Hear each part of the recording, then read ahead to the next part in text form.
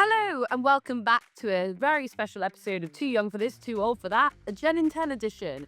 And today, after having some amazing guests on the podcast, Angie and I thought we would take a little pause and go back to the start and answer the question of why are we doing this podcast? Why are two friends 30 years apart sitting down every week and having a chat? So in today's episode, we're going to talk about that a little bit. Over to you, Ange. Welcome to Gen in 10, the little sister podcast of our bigger podcast. And yeah, it's a good time because we're about 6 months in now and life is busy on all fronts. And so it's a good time to sit back and reflect on why are we doing this in the first place and what are we here for? So the good thing is that every time we chat, the spark is still there. So It's like the day we met. there's a song there. So Annie, question number one. Be honest. What did you think of me when we first met? I was absolutely terrified. I was really intimidated. Everyone knows the story. If you go back to the first episode, walked into this TV presenting course, was late. But I know I was really intimidated. I thought Angie really looked like she knew what she was doing. And on this TV presenting course, Angie was doing really well on it. So I was instantly quite impressed. And I remember the second time I met you for drinks in London, I was really nervous. But then I met Angie and she was just like in Zara and she's like, oh, I'm just looking for a new outfit just before. And I immediately I think that's where the idea started. It like humanized you quite a lot from being like this, like, I don't know, like this super impressive, like older woman who's like, bossing it at life. Not that you're old, Ange, but you know what I mean? Woman shit, like adult woman. And then there's me like bobbing along like, oh, I was going to meet someone and I didn't know what to wear, so I was flapping. So I don't know yeah. about the older woman bossing it, but yeah, thank Yeah, you. but definitely like, like got your like I was literally I was like, she's cool. And I was like a bit like, oh my gosh. I don't know, I was intimidated at first, but then that humanized you weirdly, I think. Yeah. It's so interesting because that shopping experience was our real, probably first proper meeting. Yeah. And what I remember about that is that you just weren't phased. You were just No. not phased by me going, okay, we're supposed to be meeting here, but actually I'm in Zara. Come and meet me here. Help me pick out an outfit. And you were just like, yes, no. And, felt as if, Yeah. yeah. So thank you very much. No, it was a good outfit. Yeah, what it was. It was a great outfit. So now we've known each other for a while, how would you describe our relationship? Oh god. Do you know what? It's like, I think honestly, I do have to say that I do think we're friendship first. Like literally just before this episode, Angie was like, "Oh my gosh, and I'm gonna tell you this," and I was like, "No, I have to focus." I do. So I do think, Doesn't love me. but I do think, regardless of us like doing this podcast, it's basically like it's like a little mini sort of like side hustle business almost. That it's like we still put friendship first. And I think we're really good at seeking like counsel and advice in each other across both sides. Like we called the other night and we were both afterwards, I was like, oh my gosh, we both gave each other so much advice. And there's situations where I'm like, I really want Angie's opinion on this.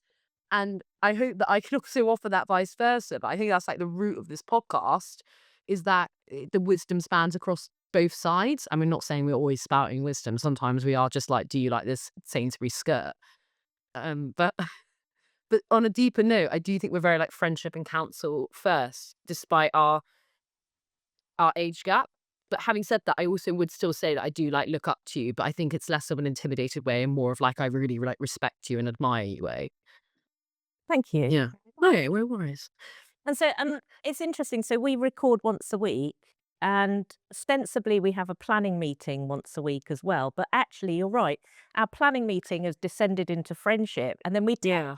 I showed the listeners our WhatsApp. It goes on and on and on and on and on, doesn't it? Look, I mean, and that's the 12th of March. I'm a really needy boyfriend. 12th of March, huh? I'm a needy boyfriend. So I feel more as much. about this Mm. thing that we've got going on, that yes, it's a podcast and it's, a podcast, but on the other hand, I feel really blessed that I've got a new friend and we are so different on Yeah. paper, right? So different. Age, stage, Yeah. background, everything. And yet I'd say we've got a deep and I hope going to be lasting friendship that I I see you at my wedding. hope so. You are at my wedding. You are. Will you be at my next one? Absolutely. I see Angie's going to do a speech at my wedding. I've already decided that. Thank you. So, well, I the question that comes from that then, Yeah. that hairy question that you put on the list, do you think we'd be friends if we were the same age? Yeah, it's almost like an impossible question to answer because it's me having to guess what you were like at my age and me having to create a future version of myself that doesn't exist. I posed this question. Do Yeah. you think we'd be friends if we were the same age?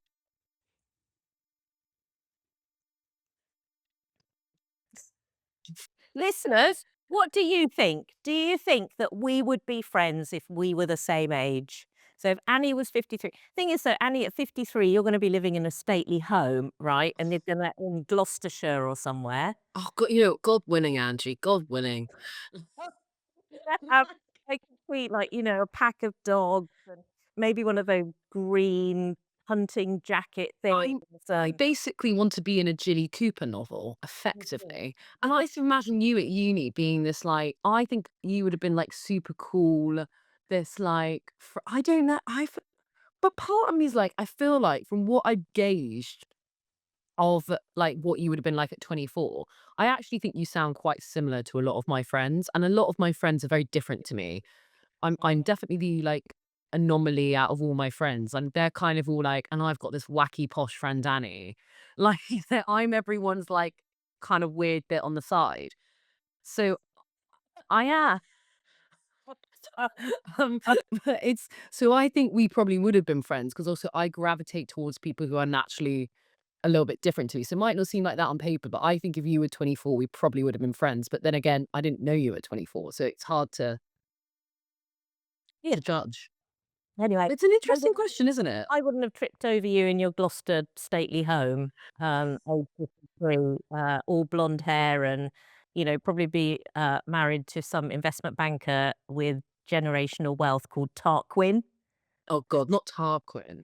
And what I will love, your but children generational wealth, children will be called absolutely. children will be called Tallulah, uh, uh, no, I don't know. Well, I don't know either, but I'm all for the generational wealth. It could be handy. Never say I never. I can come and live in the gatehouse. I could actually live in one of the cottages on your land and be the mad healing witch. So I think we're on a winner all Actually, the way round. that We could could be bed fantastic. everyone down for wisdom and potions. But is this arguably like a new business venture? Like I eventually, if I ever make it that far, get some land, and then you can run your retreats from there. I think there's a TV show in it. Perfect. I can let myself go. Uh, Okay. One question I want to pose to both of us, Yeah. which I think goes back to the root cause of this podcast, is what have you learned from having a friend in a completely different life stage? So, like what sort of assumptions did you have that maybe it's broken, but what's the main lesson you've learned? Not lesson, that sounds a bit formal, but what have no, you no, no. taken from it? That anyone can teach you something. Yeah. Uh, you say, "Oh, I still look up to you, Angie." There was a point at which I thought, "Oh, Annie's only 23 back when we Mm. started. Yeah. And what can she teach me? Or I'm always the one with the wisdom." And actually, that's not true.